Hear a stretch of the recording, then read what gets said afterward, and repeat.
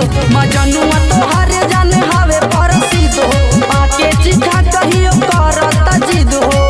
मोट कला ना भुला जाई ह भुला जाई ह भुला जाई ह छोला भटूरा खाए आ जाई ह बदले में चुम्मा चिखा जाई ह छोला भटूरा खाए आ जाई ह बदले में चुम्मा चिखा जाई ह।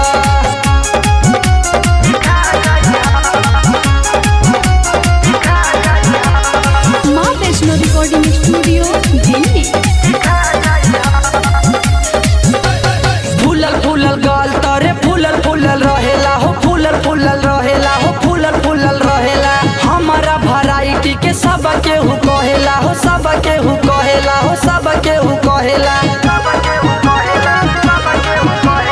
फूलल फूलल गाल तरे फूलल फूलल रहेला हो फूलल फूलल रहेला हो फूलल फूलल रहेला हमारा वैरायटी के सब केहू कहेला हो सब केहू कहेला हो सब केहू कहेला चौक चौराहा बजाई भेटाई लेला तू ऑर्डर से जइहा हो आई नहीं केहू के देखी शर्मा जाई ह शर्मा जाई ह शर्मा जाई ह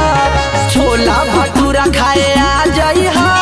बदले में चुम्मा चिखा जाई ह छोला भटूरा खाए आ जाई ह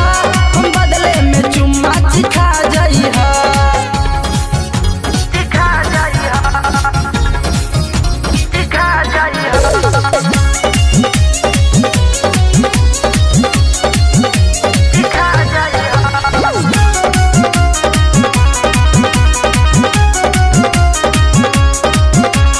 मोहन दिनेश इंतजारे तोहर करी इंतजारे तोहर करी इंतजारे तोहर करी पूछली हा घरवा से पापा के परी हो पापा के परी हो पापा के परी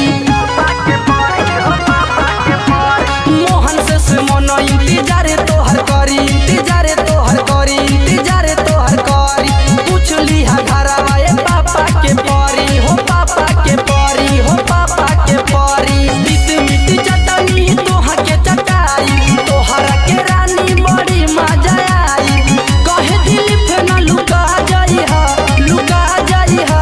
लुका जाई हा छोला भटूरा खाए आ जाई हा बदले में चुम्मा चिखा जाई हा